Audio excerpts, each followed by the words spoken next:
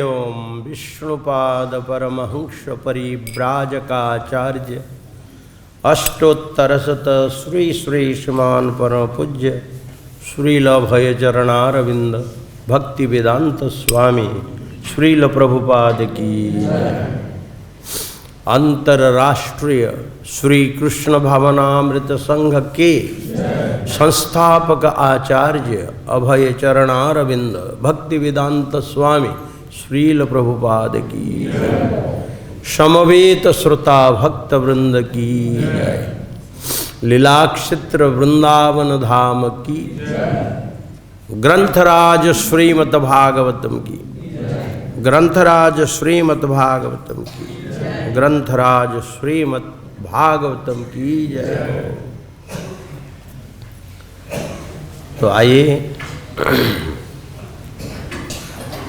सप्तम स्कंद श्रीमद् भागवतम के 9वां अध्याय श्लोक नंबर 44। प्रायेण देव मुनयो सो विमुक्ति कामा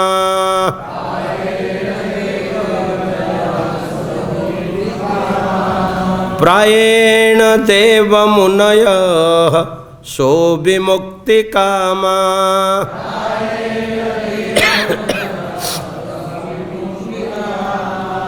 मौनं चरन्ति विजने न परार्धनिष्ठः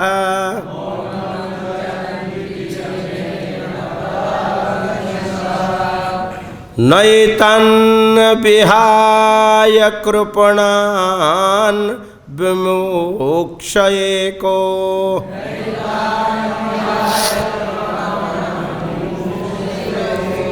नान्यं त्वदस्य शरणं भ्रमतोऽनुपश्ये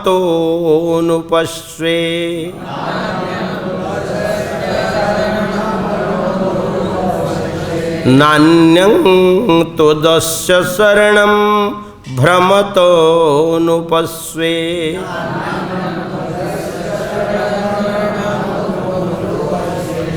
प्रायेण देव मुनयः सो विमुक्ति कामा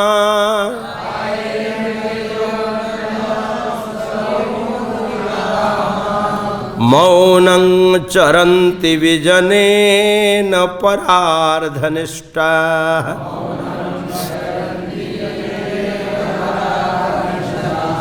नैतान् विहाय कृपणान्ति विमुक्षयेको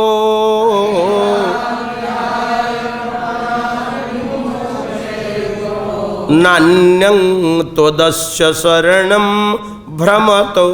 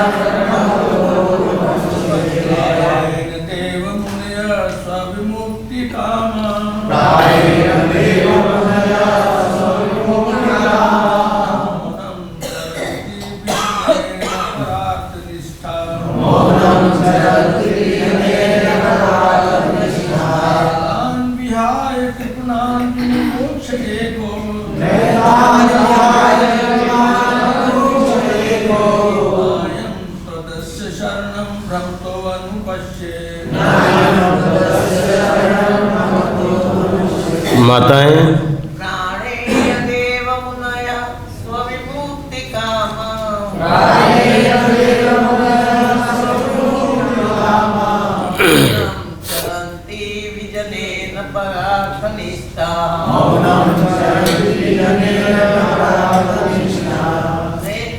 विहाय कृपणा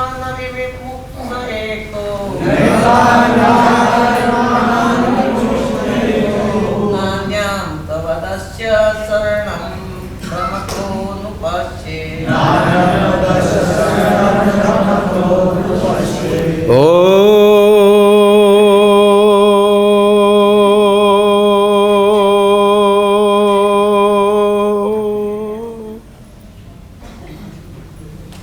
नमस्ते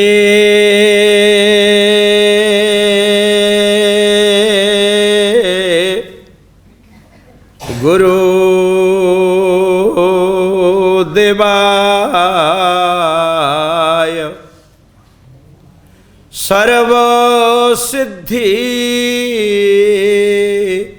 प्रदायिने सर्वमंगलरूपाय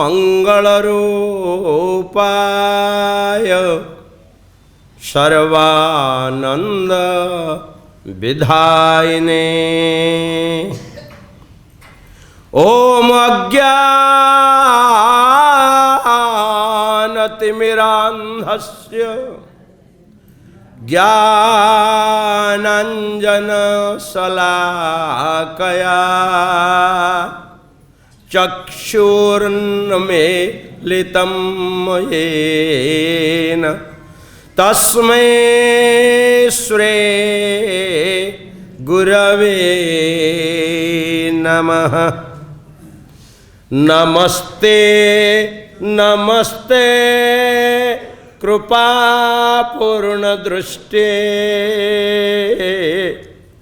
नमस्ते नमस्ते महानंदधात्री नमो नमो पूर्णरक्ष रक्ष प्रसिद्ध प्रभु पाहि मां दक्ष दक्ष।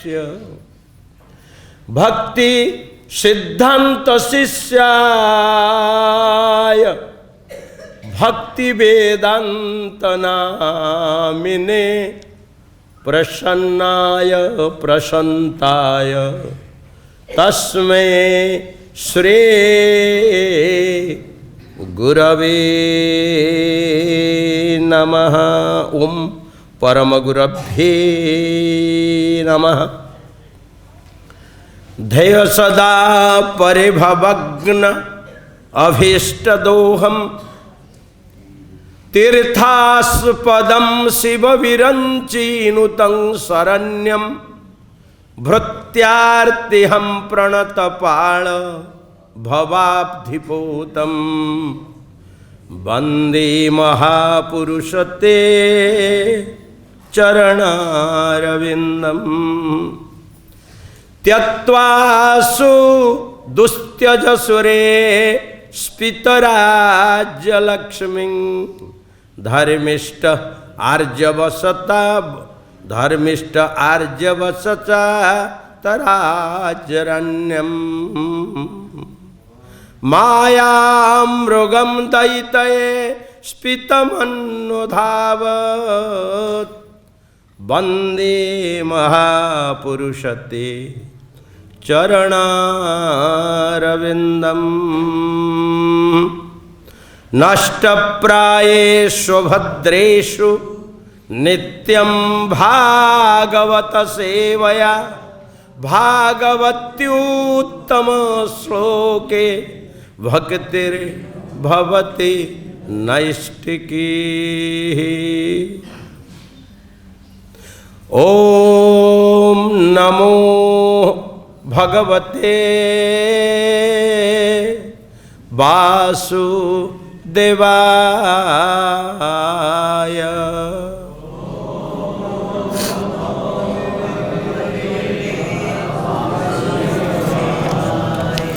ओम नमो भगवते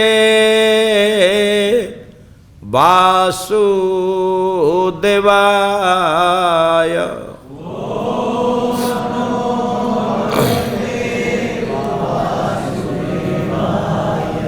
ओम नमो भगवते वासुदेवाय।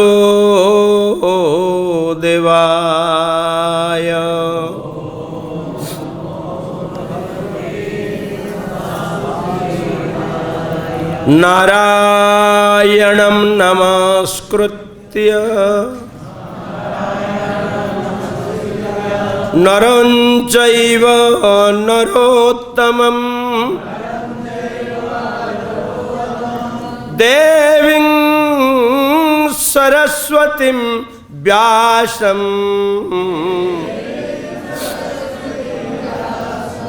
ततो जयमुदीरयेत्। मुखं करोति वाचालं पंगुं लंघयते गिरिं यत्कृपात्तमहं वन्दे परमानन्दमाधवम्।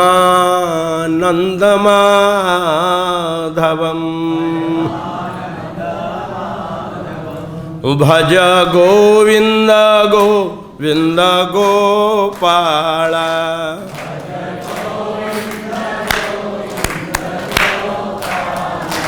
भज गोविंद गोविंद गोपाला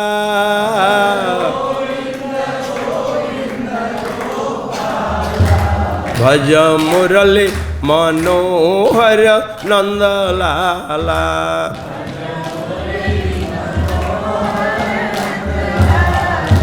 भज मुरली मनोहर नंदलाला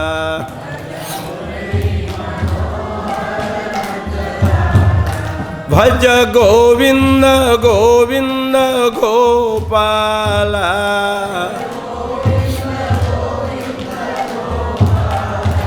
भज मुरली मनोहर नंदलाला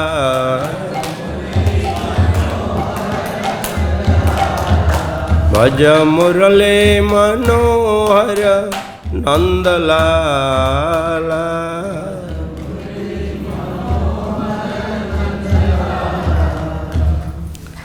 नारिकेल समाकारा तृष्यन्ते भुविषा जनाः अन्यरेव बदरिकाश्रमः। ये जो संस्कृत शब्द में हम लोग ने श्लोक पाठ किया, ये श्लोक शोकों का निवारण करने में समर्थ है। यदि कोई व्यक्ति श्रीमद् भागवत के अर्ध पूर्ण श्लोक नहीं अर्ध श्लोक के ही पाठ करे, उस जीव का उस व्यक्ति का जो शोक है दुख है वो निवारण हो सकता है, हो जाता है, किंतु विश्वास के साथ करना पड़ेगा। विश्वासे मिलई वस्तु तर्के बहुदूर। The great international poet Rabindranath Tagore ने ये कहा, बहुत अच्छी बात है।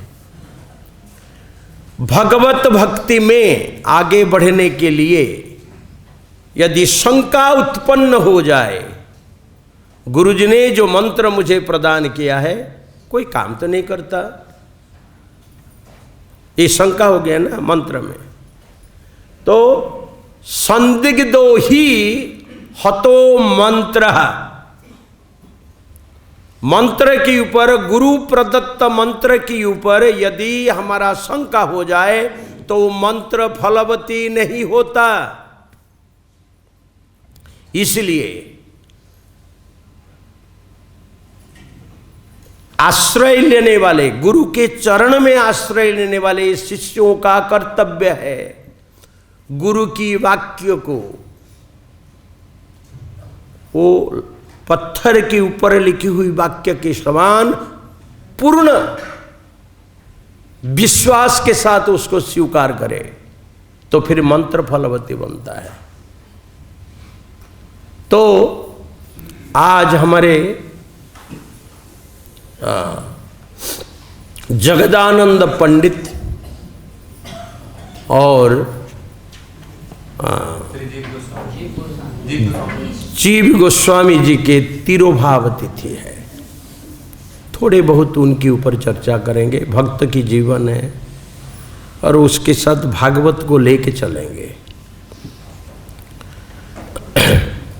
तो नारिकेल समाकारा तृष्यन्ति भुविषा जनः, ऐसा क्यों कहा? ये जो श्लोक है ये देवनागरी भाषा में लिखी गई है। तो ये देवनागरी भाषा बड़ा विचित्र है। इसके एक शब्द में 5 अर्थ होते हैं और कौन सी सेंटेंस में कौन सी शब्द प्रयोग है आपको उसकी ट्रांसलेशन ठीक से करना पड़ेगा। एक शब्द है हरि, जो पापों का हरण करते हैं वो हरि है। हरि मतलब है साधारण रूप से भक्त लोग ये समझते भगवान है। सिंह, मृगेंद्र, पंचास्य, केसरी, हरि, ये नाम किसका है ना? शेर का है। तो अगर हरि के जगह पर जहां पर शेर उसकी अर्थ होना चाहिए हम हरि को ले लें, और जहां पर शेर होना चाहिए उस जगह पर हम भगवान को ले लें, तो अर्थ का अनर्थ हो जाएगा। विष्णुपदी, विष्णुपद, ईकार भेद शब्द। ये विष्णुपद और विष्णुपदी में अंतर क्या है ना? एक ई मात्रा का। अगर ये मात्रा उड़ जाए तो विष्णुपद किसे कहते हैं? आकाश को। धरणीपाद, भगवान ने वामन रूप में धरणी को एक पैर में नाप लिया और एक पैर आकाश को दे दिया, आकाश को नाप लिया।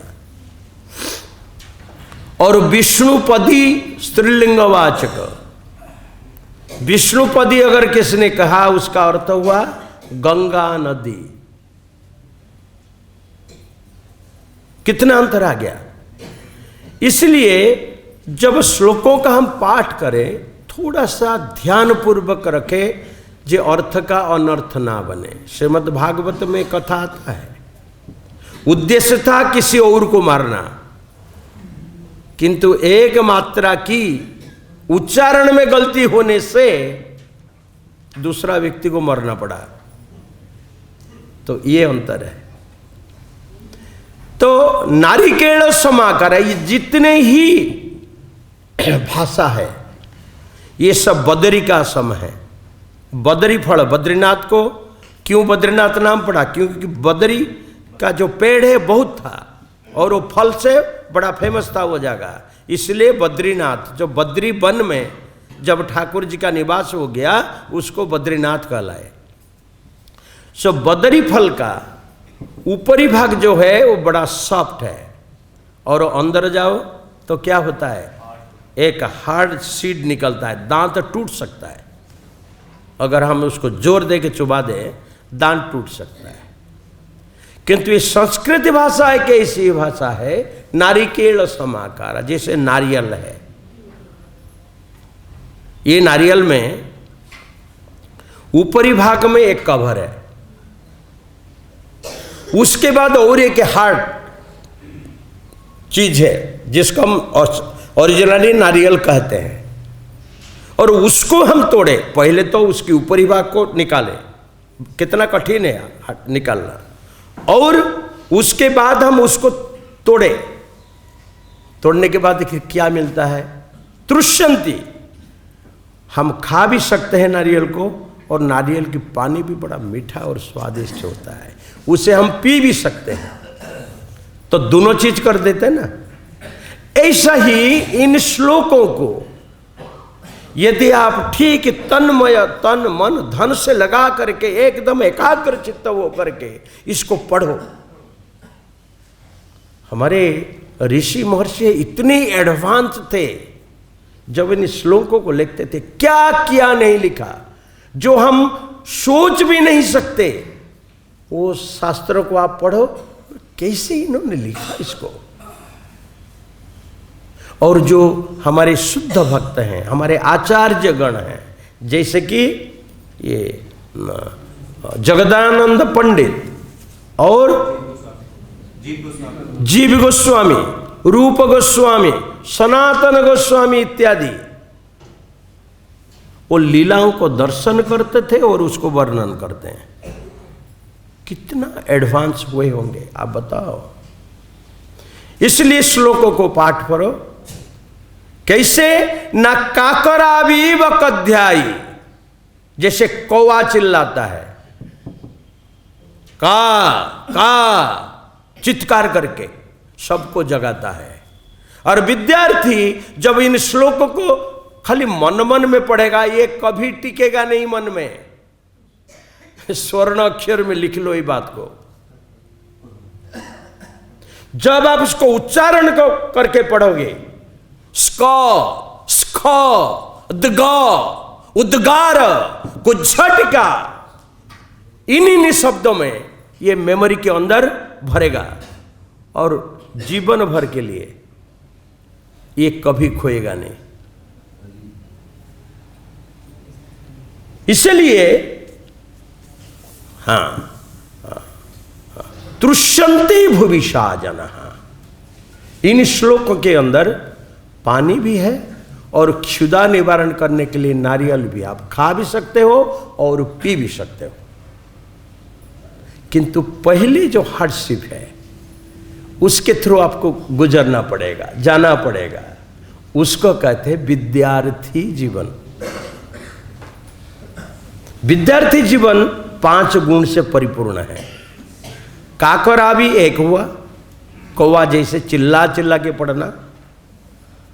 बकोध्यायी, ये बगुला की जो ध्यान है ठाकुर जी के ध्यान के साथ इसकी कोई कनेक्शन नहीं है। Let me make very clear to you devotees, क्योंकि ये स्वार्थपूर्ण ध्यान है। ये ध्यान स्वार्थपूर्ण है। मछली को पकड़ने के लिए बगुला ध्यान देखता है, एक पग में बैठ करके एकदम दिखता है कि जाते ही पकड़ लेता है। पर ठाकुर जी की ध्यान कामना रहित होना चाहिए, इसलिए ये ध्यान नहीं। अब विद्यार्थी क्या चाहता है? विद्या को अध्ययन करो, अच्छा डिग्री लूं, यही तो विद्यार्थी का लक्ष्य है। तभी वो एकाग्र, जैसे बगुला ध्यान लगा के बैठा रहता है, ऐसे ही ध्यान से पढ़ना चाहिए। ध्यान से पढ़ोगे तो क्या होगा? ना मेमोरी रहेगा, नहीं तो लापरवाही से सुना हुआ पढ़ा हुआ चीज खो जाता है, वो टिकता नहीं है। इसलिए हमें ध्यान पूर्वक काकरावी वकध्यायी श्वान निद्रा तथैव च। और सोना कैसे है? ना जैसे श्वान। श्वान शब्द का अर्थ यहां है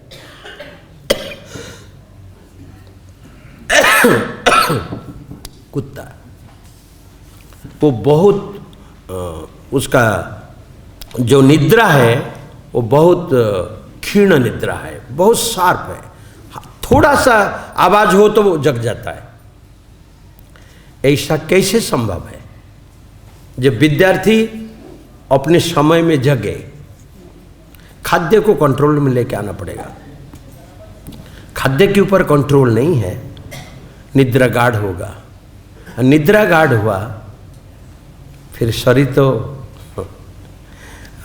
स्पेशली जब हमारे भक्त लोग 3:30 बजे, कोई तो पुजारी लोग तो 2:30 बजे रात को जगना पड़ता है, जब कुछ करते हैं, गायत्री इत्यादि जपते हैं, फिर ठाकुर जी को जाते हैं। पर कितना हार्डशिप में हो जाते हैं। मेरे भक्तों से मैं ये निवेदन करूंगा, जो लोग ड्राइविंग करते हैं कभी सेंटीमेंट में ड्राइविंग मत करना। हाँ मंगला क्या होगा, ठाकुर जी रक्षा करेंगे। देखो ये गलत फहमी है, सारा दुनिया घुमाया। ठाकुर जी रक्षा करेंगे, जब आप ठाकुर जी की बात नहीं सुनेंगे ठाकुर जी रक्षा करेंगे आपके? क्यों?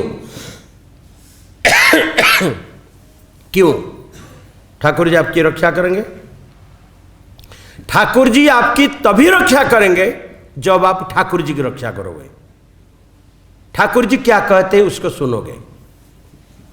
इवन इन भगवत गीता ने कहा 6 घंटे की नींद चाहिए। 6 घंटा अगर कोई ना सोए आंखें तो झुकेगा। ट्रैफिक लाइट में आओगे, आंखें ऐसे ऐसे देखते रहोगे, ट्रैफिक कब खुले में जाओगे, तब तक कब सो गए आपको पता ही नहीं है।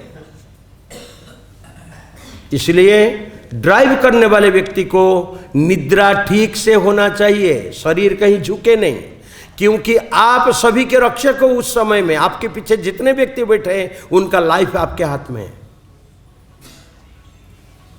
और मैं डिटेल में जाना नहीं चाहता, आप लोग सब जानते हो।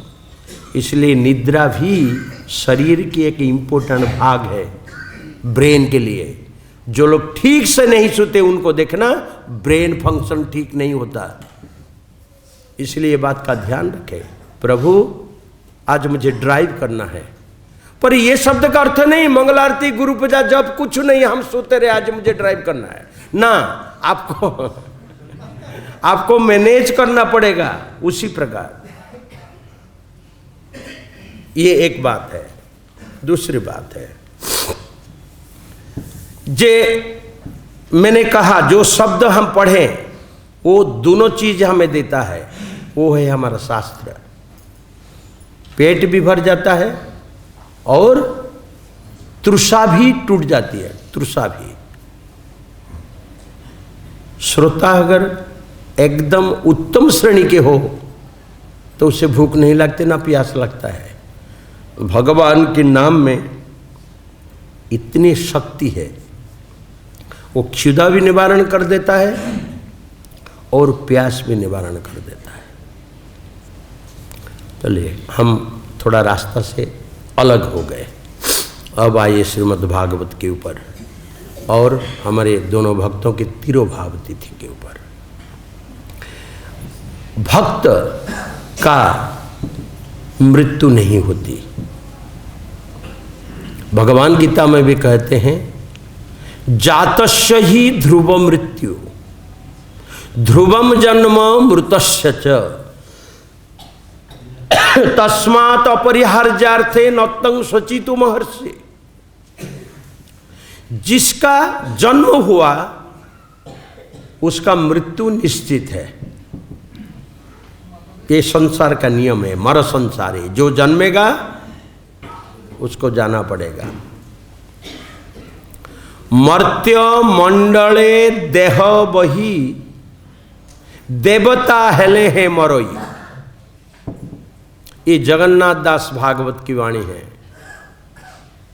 क्या है न, मर्त्य मंडल में शरीर को धारण करके कोई अमर नहीं बना आज तक। मरना निश्चित है, मरना पड़ेगा। किंतु कौन भक्त का मृत्यु नहीं होता? ना चलत चित्तम चलत वित्तम चलत जीवन यौवनम चलाचल इदंग सर्वे कीर्तिर्यस्य सजीवति। वो अमर गाथा में लिखा जाता है। बोले किसका? ना जो भक्त ने कीर्ति रख गया संसार के लिए। एक नाम अगर हम ले, हमारे श्रील प्रभुपाद जी, हमारे संस्था को जिन्होंने बनाया, सारा संसार को जिन्होंने इस्कॉन दान के रूप में दिया, आज उनकी किया हुआ चीज के ऊपर हम कितना आनंद लेते हैं।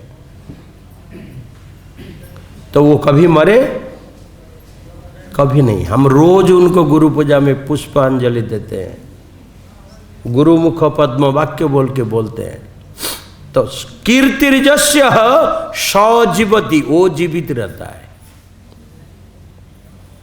जगदानंद पंडित अष्ट पाटवंश में एक पाटवंश थे, सत्यभामा नाम था उनका, कृष्ण लीला में।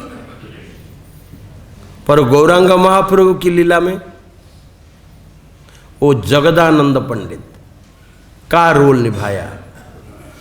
एक दिन की कथा ऐसे हुई,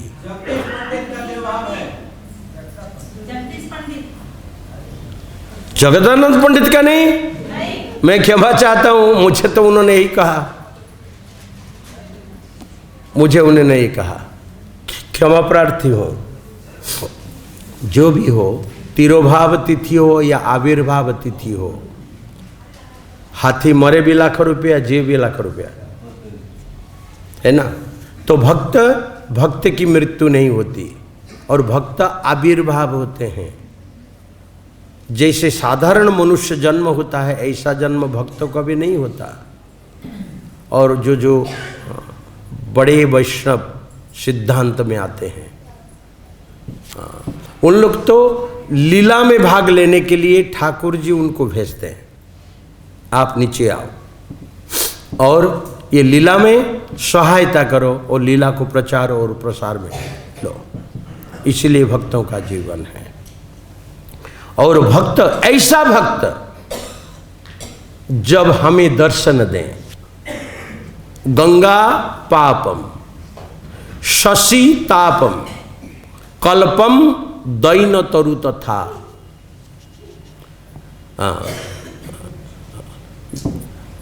दैन तरु तथा पापम तापम च दैन्यम च हरेत साधु समागमे। साधु के दर्शन बहुत पवित्र होते हैं। गंगा माता आपकी पाप धो सकती है, धोने में समर्थ है। चंद्रमा दिन के गर्मी को निवारण करने में समर्थ है। और कल्प वृक्ष वांछा बट, जो आप कल्पना करो मांगो वो आपको दे देती है, आपके दरिद्रता को दूर करती है। किंतु ये तीनों व्यक्ति एक एक चीज करने में समर्थ है, दो काम एक साथ नहीं कर सकते। किंतु पापम तापम च दैनम च, पाप भी और ताप भी, गर्मी भी और दैन मतलब दरिद्रता भी, ये तीनों को हर लेते हैं जब साधु के दर्शन हो जाए, वो हर जाता है। इसलिए साधु बड़े महान होते हैं। शैले शैले नमाणिक्यम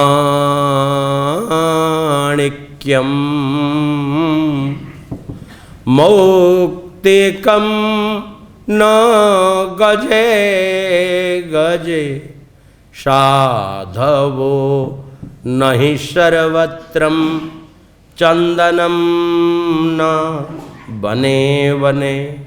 सभी शैलों में माणिक्य प्राप्त नहीं होते, वैल्यूबल ज्वेलरी। सभी हाथियों की मस्तक में मुक्ता प्राप्त नहीं होता। सभी जंगलों में चंदन की पेड़ नहीं मिलते और सभी स्थान पर अच्छे साधु नहीं मिलते।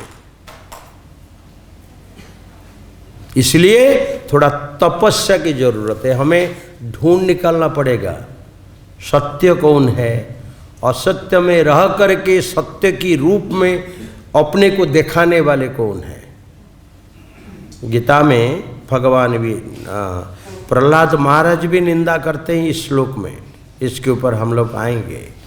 जे कर्मेंद्रियाणि, गीता, कर्मेंद्रियाणि संयम्य यह आस्ते मनसा स्मरन इंद्रियार्थान ही विमूढ़ आत्मा मिथ्याचार सौच्यते। कर्मेंद्रिय, मौने बाबा आए, 3 साल बात नहीं किया, मौन में बैठे।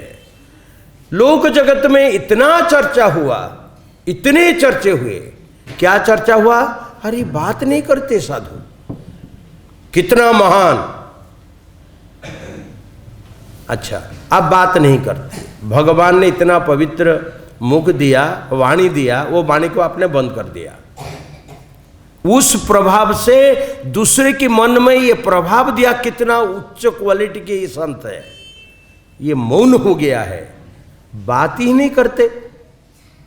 ठीक है, ये बात पर ध्यान रखना। पर उनको प्यास लगा, उनको कुछ और चाहिए। वो कागज और पेन में लिखना शुरू किया, क्योंकि बंद है वाणी। तो फिर क्या हुआ? हाथ भी तो शरीर का एक अंग है। जो बात मुंह में बोलना चाहिए वो हाथ में बोला और आपको दिया।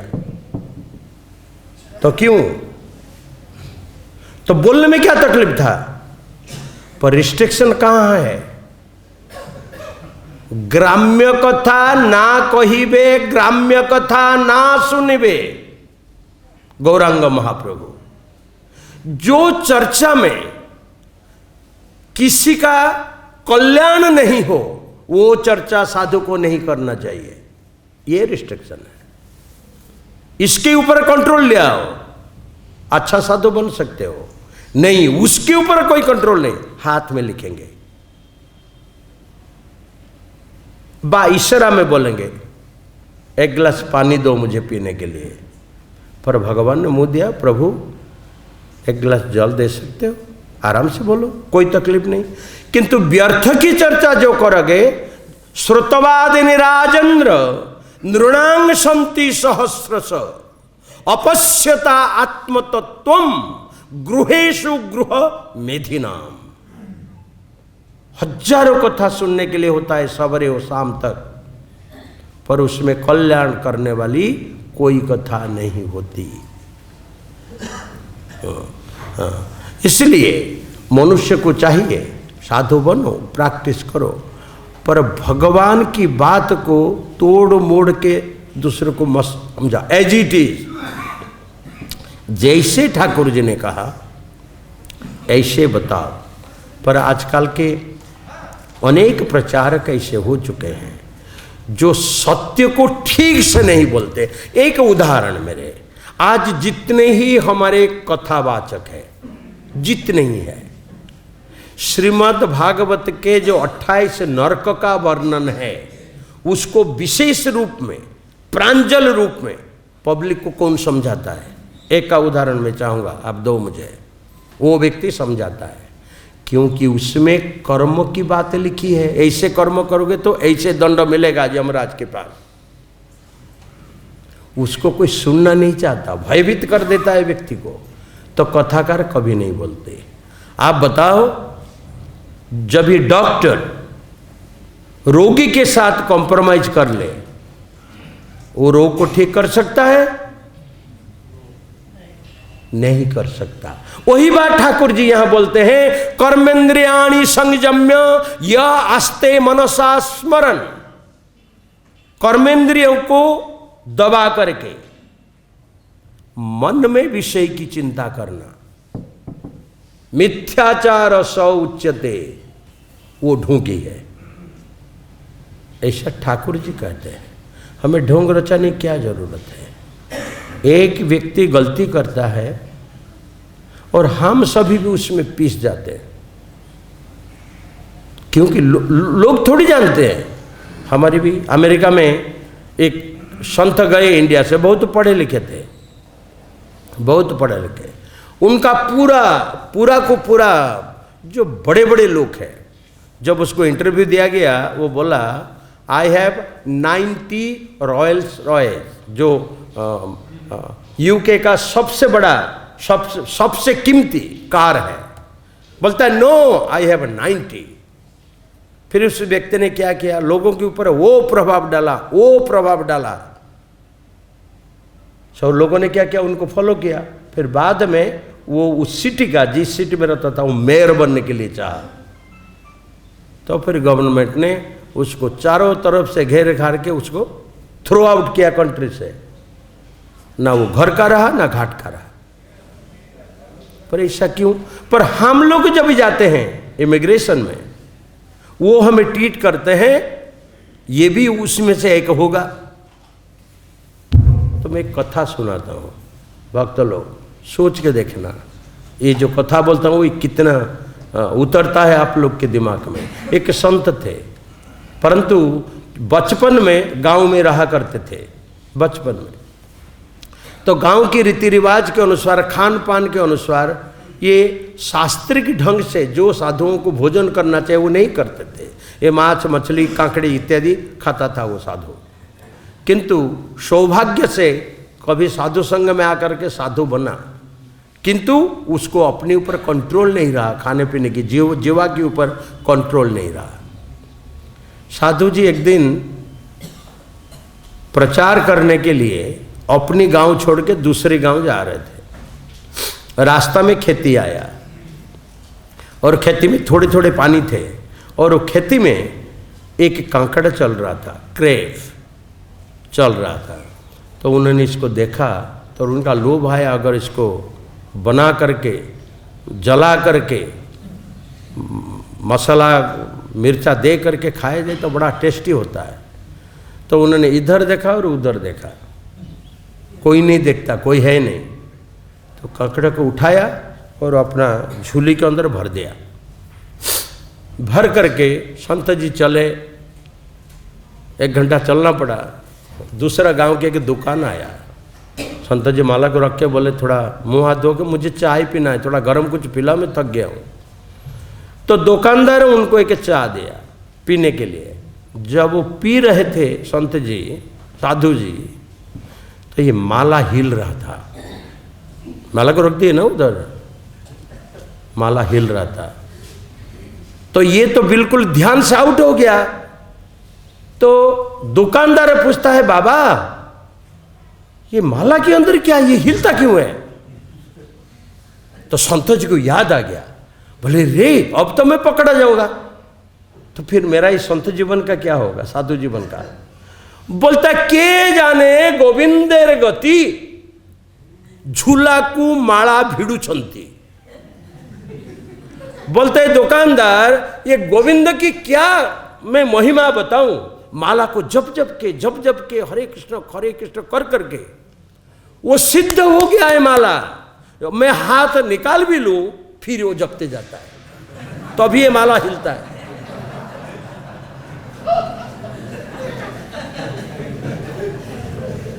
तो कभी कभी ये पाखंडता संसार को बर्बाद कर देता है। पाखंडता से भक्ति कभी पूर्णता को प्राप्त नहीं होती।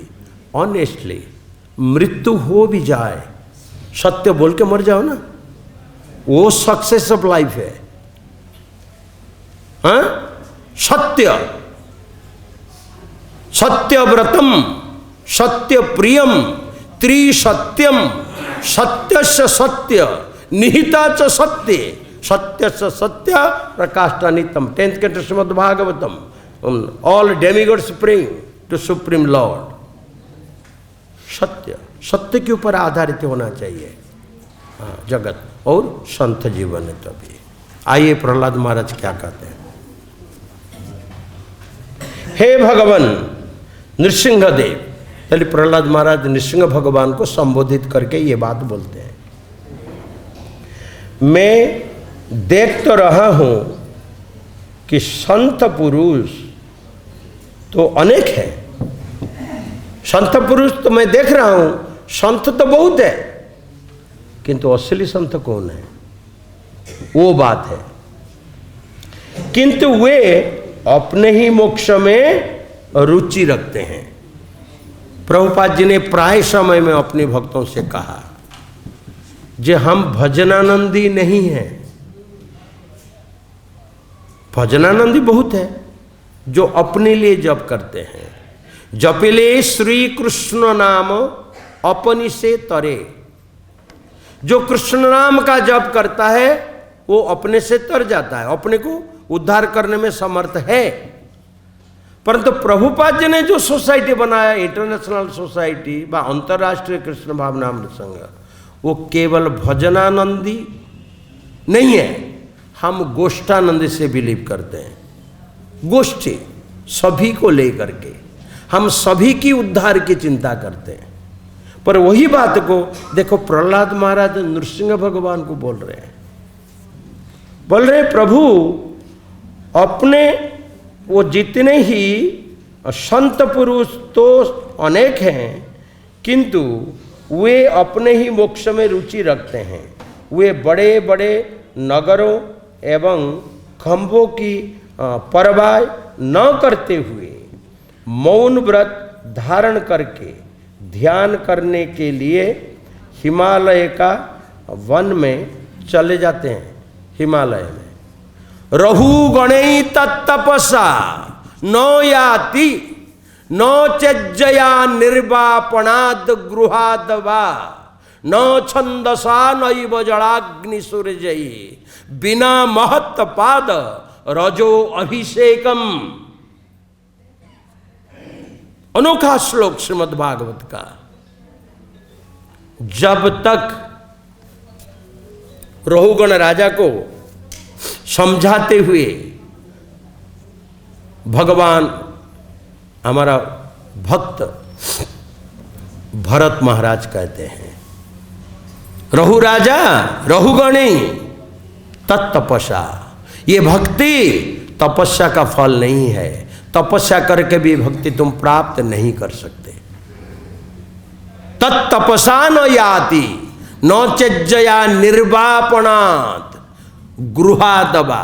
गृहस्थ के जितने धर्म उसको पालन करो, व निर्वाण पद को ले लो, संन्यास लेके दंड लेके घुरो, फिर भी ये भक्ति को तुम प्राप्त नहीं कर सकते। निर्वापणाद गृहादवा न छंदसा नैव जलाग्नि सूर्य। छंदसा माना वेद का, सारा वेद को पाठ कर लो, फिर भी ये प्राप्त नहीं होता। अग्नि में शरीर को जला भी लो, बड़े बड़े तपस्या ऐसे होते थे, सर को काट काट के अग्नि में जलाना, अग्नि कुंड में खड़े होकर के जल जाना, इत्यादि इत्यादि। हाँ, और हिमालय के ऊपर एक चोटी में एक पैर में सूर्य की ताप को लेके तपस्या करना, इससे भक्ति की प्राप्ति नहीं होती राजा रहुगण। तो फिर भक्ति आती कि है ना? बिना महत्पाद रजो अभिषेकम। महत्पाद दोनों का है, एक भक्त का है और एक गोविंद का है। महत्पाद जो भगवान के चरण में शरण ले लिया उसको भी महत्पाद, उसकी चरण भी पवित्र हो जाता है क्योंकि वो जुड़ा हुआ है ठाकुर जी से। और अभय पद तो भगवान श्री कृष्णचंद्र का है, चतुर्दश ब्रह्मांड उसके शरण में है। हाँ? तो बिना महत्पाद, यहां पर महत्पाद शब्द का अर्थ है भक्त, शुद्ध भक्त। जैसे हमारा जीव गोस्वामी, सनातन गोस्वामी, रघुनाथ भट्ट गोस्वामी बड़े पवित्र भक्त हैं। ऐसे भक्तों की चरण रज से अर्थात चरण की धूल से जब तक रहु राजा व्यक्ति वो धूल से अपने को स्नान नहीं करा ले, तब तक ये भक्ति उदय नहीं हो सकती। भक्ति निर्भीक है, भक्ति किसी से भयभीत नहीं होता, भय की प्रश्न नहीं है। क्योंकि आपन्न संस्कृति में घोराम यन्नाम विवशो गृणन ततः सद्यो विमुच्येत वेत्ति भेति स्वयं भयम। अनोखा श्लोक अगेन।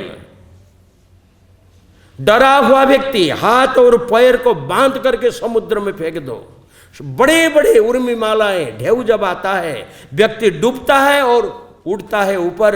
जब नाक थोड़ा निश्वास के लिए तरस जाए, त्राहिमां कृष्ण हरे कृष्ण हरे कृष्ण कृष्ण कृष्ण हरे हरे हरे राम राम राम हरे हरे। ये उच्चारण मात्र से बंधन टूट जाता है। और क्यों ना, जो डर है, जो भय है, वो भय भी हरि नाम से डर जाता है। हरि नाम से डर डरता है। डर का अर्थ क्या है? What is the definition of the fear? अदृश्यम भयम कारणम, the cause of the fear. अदृश्य जो हम देख नहीं पाते। ये पानी के अंदर कुम्भीर है, क्रोकोडाइल है, सांप है, हम तो देख नहीं पाते। ए नहीं मर जाओ उड़ जाओ, हम दौड़ के भाग जाते हैं। पर हमको मालूम पड़े इसके अंदर कुछ नहीं है, हम जानते हैं, तो फिर डर काहेगा? उजागर भयम नास्ति। जब हम उजागर है, आंखें खुली है, सोए नहीं है, फिर डर काहेगा? डर तो तभी होता है जिसका परिणाम हम नहीं जानते, वहां डर लगता है। कोई पकड़ लेगा, कोई देख लेगा, कुछ कर लेगा। इसलिए प्रहलाद महाराज कहते हैं,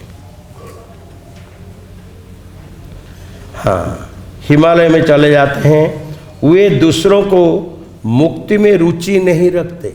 दूसरे लोग को ठाकुर जी के पास जाए, भक्ति में आए, थोड़ा प्रसाद पाए, कुसंगत से दूर रहे, उनको कुछ लेना देना नहीं, हमारा उद्धार हो जाए उसके लिए वो सदैव सजाग रहते हैं, पर दूसरों के लिए नहीं।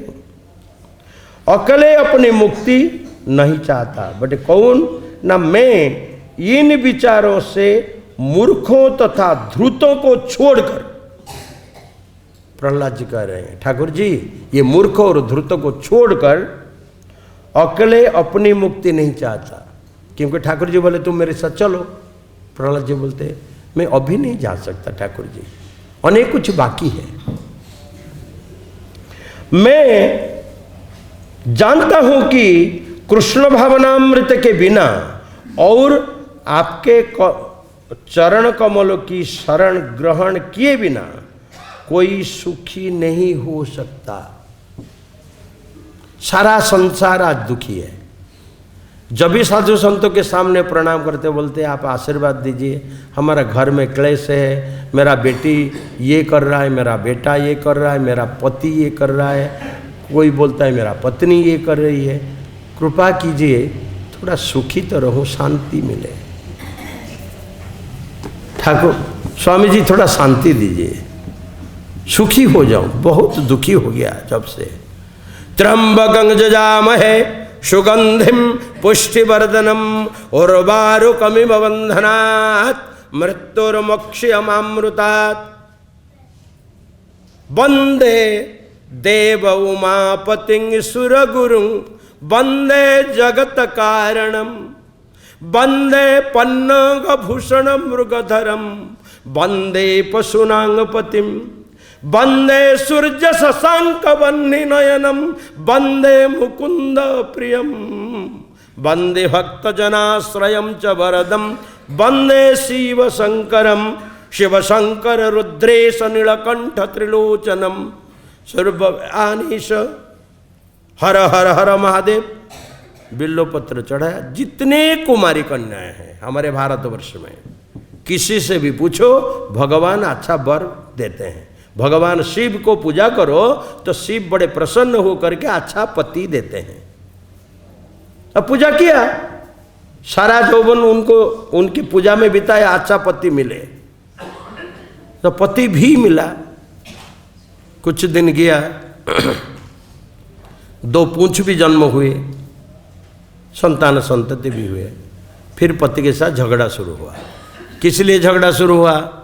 ना पति थोड़ा पीने लगे, सड़ा पानी थोड़ा पीने लगे। जब पीने लगे होश से नहीं है, बात बात में गंदी गाली देना और थप्पड़ मारना। पतिदेव ने शुरू किया, अपना पतिपन दिखाया। तो फिर क्या हुआ? Hi darling, without you I can't live 1 second. पर वो जाके पहुंचा, your honour this person is not good one, but I ask give me good पति to lord Shiva, but he is the murderer, he is the this that, I don't want to live with him. तो क्या हुआ? भगवान शिव को तो हमने पुकारा था अच्छा पति दो, है भगवान। फिर मंदिर में जाके सर पीट के क्या बोलती है वो? बोलते है ठाकुर जी मैंने तो मांगा था शिव तुम्हारे जैसे के पति दो, पर इससे तो अच्छा है कि सब देता मुझे, ये पति क्यों दिया? इसलिए मांगते तो हम लाखों, पर जब वर प्राप्ति होता है हमारे पास तो कैपेसिटी होना चाहिए ना उसको टेकने के लिए, संभालने के लिए। हमारा कैपेसिटी है 5 किलो वजन का, पर हम 15 किलो वजन अगर सर में ले ले उसका गति क्या होगा? इसलिए भगवान के मंदिर में जाकर के कुछ मत मांगो। क्यों? पिता अहम स जगतो, माता धाता पितामह, वेद्यो अहम पवित्रोमकार, रुक् श्याम यजुरे वचः। मैं इस संसार का पिता हूं, मैं इस संसार की माता हूं, मैं इस संसार को रक्षा करने वाले विधाता पुरुष हूं। तो भगवान तो जानते हैं, वो तो हृदय के स्वामी है, अंतर्यामी है, उनसे मांगना क्यों? हाँ, भगवान से मांगना कोई पाप नहीं है। अगर बच्चा अपनी माँ और पापा से कुछ मांगे उसको पाप नहीं कहते, पर ये ऊंची भक्ति नहीं कहलाता। मांगना निम्न स्तर की भक्ति है। तो मांगो, क्यों नहीं मांगना? क्योंकि पापा और मामी वो पहले से जानते मेरे बच्चे को क्या चाहिए। सर्दी में एक कोट चाहिए, वो पहले खरीद कर, मेरा बच्चे को सर्दी लगेगा, बच्चा रो पड़ता है, माँ दौड़ती है, मेरा बच्चे को भूख लगा होगा, कुछ खिलाती है। कि तो मांग करके छोटा क्यों बने? अगर हम अभी हमारे मोदी के पास जाके बोले मोदी जी 1 रुपया दान दे दो, ये मोदी का अपमान नहीं है? बोलो, ये मोदी का अपमान नहीं है? अरे जो लाखों रुपया डोनेशन दे सकता है वो 1 रुपया में क्यों हम उसको मांगे? तो इसलिए मांगो ना ठाकुर जी के पास, जब जाओ, जब प्रणाम करो, एक प्रणाम अगर ठाकुर जी करोगे 10 अश्वमेध यज्ञ का फल प्राप्त होता है। महाभारत में पितामह भीष्म वर्णन करते हैं। एक नापी एक प्रणाम भगवान के सामने कोई करे, भगवान उस जीव को 10 अश्वमेध यज्ञों को करने के बाद जो फल होता है वो फल वो जीव को प्राप्त हो जाता है एक प्रणाम में। तो उस व्यक्ति को, इसलिए कर्णामृत पुस्तक में बिल्वमंगल ठाकुर जी लिखते हैं, कैवल्यम नरकायते। कैवल्य कहते मुक्ति को। हम जगन्नाथ पीठ की जो जगन्नाथ की जो कैवल्य प्रसाद है ना, वो प्रसाद को कहते कैवल्य, अर्थात वो प्रसाद जीवा में जाते ही जीव को मुक्ति मिल जाती है। मुक्ति के लिए तपस्या करना नहीं पड़ता। इसलिए क्या है ना, निर्मल्य प्रसाद है, कैवल्य प्रसाद है। उस कैवल्य को उस भक्त ने कहा कैवल्यम नरकायते। ऐसे जो शुद्ध भक्त है वो बोलते हमें कैवल्य की इच्छा नहीं है। प्रहलाद महाराज को नृसिंह भगवान बोलते चलो मेरे साथ, मैं हूं अभी। बोलते अभी मैं जा नहीं सकता, क्योंकि जो भक्त वो नरक में भी आनंद ले सकता है और स्वर्ग में भी उसको बैठा दिया जाए वो भी आनंद ले सकता, उसके लिए फर्क नहीं पड़ता। एक बार की कथा पद्म पुराण में, हमारे महाजन हुए जनक महाराज। जनक महाराज माता सीता के जो पिताजी हैं रामायण के अनुसार, वो गए नरक देखने के लिए। नरक की व्याख्या क्या है? 9 अर्क नरक, जहां पर अर्क मतलब भगवान सूर्य का रश्मि ना हो वो स्थान नरक का है, अर्थात अंधारा है। तो बोले नरक में जीने वाले व्यक्ति कैसे होते हैं मैं देखूं, क्योंकि वैष्णव पर दुखी दुखी, दूसरों के दुख के लिए जीता है, अपने लिए कभी नहीं जीता वैष्णव। जैसे प्रहलाद महाराज भी कर रहे हैं, पर दुखी दुखी। जाके देखे, जब जनक महाराज नरक के अंदर जा रहे थे तो नरक में रहने वाले जो व्यक्ति हैं दंड पा रहे थे, उनके शरीर में एक ठंडी हवा लगा। वो जल रहे थे ना, गर्मी में तप रहे थे। बोले कौन संत आया हमारे जीवन को शीतलता प्रदान किया? देखे तो जनक महाराज आ रहे। जनक महाराज देख रहे हैं। यमराज को जनक महाराज बोलते हैं, इनको इससे मुक्ति देने के लिए मैं क्या कर सकता हूं जो ये सब मुक्त हो जाए? उन्होंने कहा आपकी सुकृति, आपकी सुकृति। तो जनक महाराज ने अपनी जितने पुण्य कर्म थे अनेका, उन्होंने उनको प्रदान कर दिया। एक पल भी नहीं सोचा मेरा क्या होगा, और सभी को आनंद में भर दिया। वैष्णव वो है, भक्त वो है। आलोक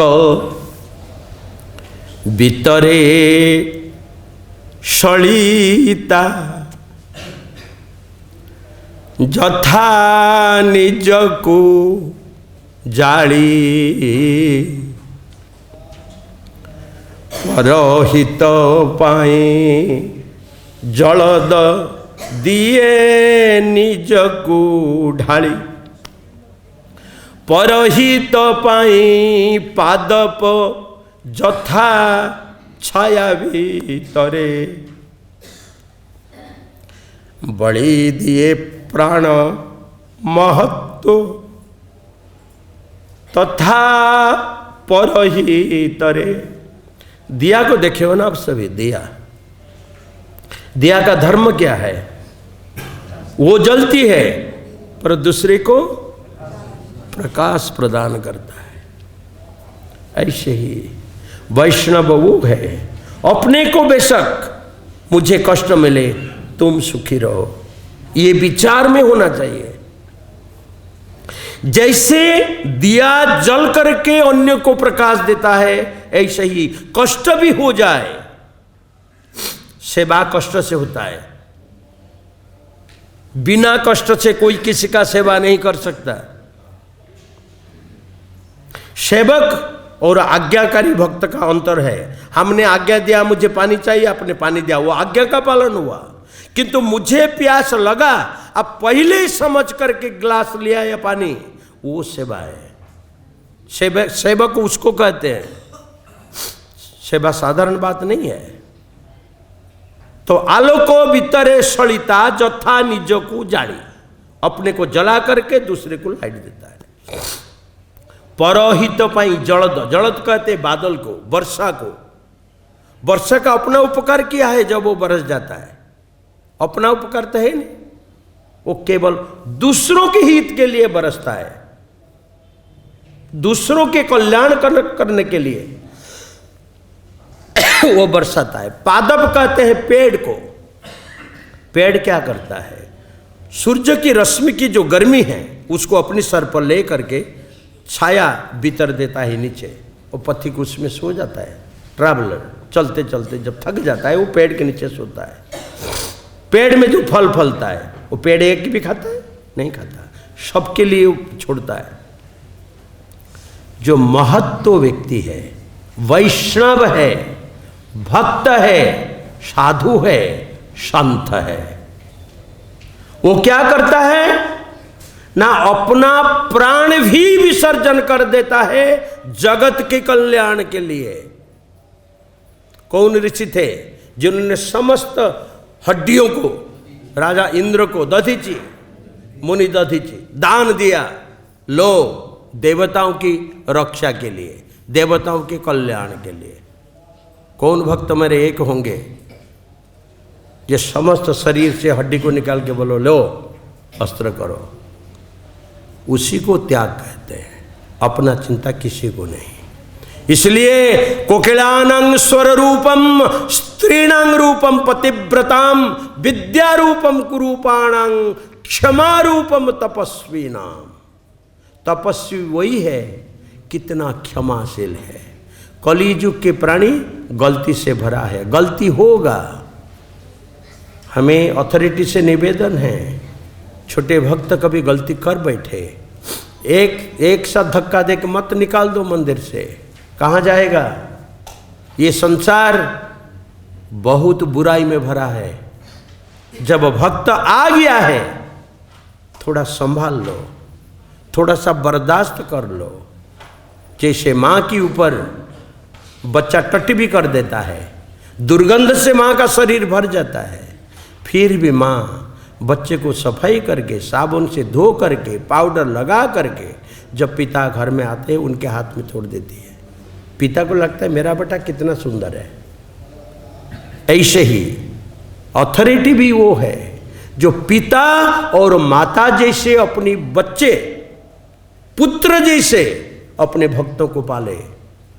श्रील प्रभुपाद एक बार कालकाटा मंदिर में पहुंचे, एक भक्त सो रहा था सर्दी में, और वो पतला सा चादर लिया होगा, हाथ को ऐसे करके पैर को ऐसे करके सो रहा है। प्रभुपाद देखे, प्रभुपाद ने प्रेसिडेंट को बुलाया, बोले देखो, बोले why, Why this devotee sleeping like this? You are in charge. Provide him. He should sleep comfortably. हम क्यों नहीं सोचे इसे? अगर कोई ऐसा स्नेह हमें दिए, मंदिर छोड़ के एक दिन भी एक पग कोई नहीं रखेगा बाहर। सारा संसार प्रेम ढूंढता है, प्रेम। हम 5 व्यक्ति से प्रेम बांट नहीं सकते, संसार को कैसे बांटेंगे? कहने के लिए हो सकता है, पर ये प्रैक्टिकलिटी नहीं है। वैष्णव रस से भरा होना चाहिए। वैष्णव की दर्शन मात्रेण कृष्ण स्मरण हो जाना चाहिए, उच्चारण हो जाना चाहिए। इसलिए सभी भक्तों से निवेदन है, कृष्ण नाम हईते हवे संसार मोचन। ये भगवान कृष्ण के नाम ही हमें संसार से ऊपर उठा सकता है। शुद्ध गुरु का शरण, भगवान श्री कृष्ण का स्मरण, भवबंधन से मुक्ति और ब्रजेंद्र नंदन की चरणों में समाप्ति। हरे कृष्ण।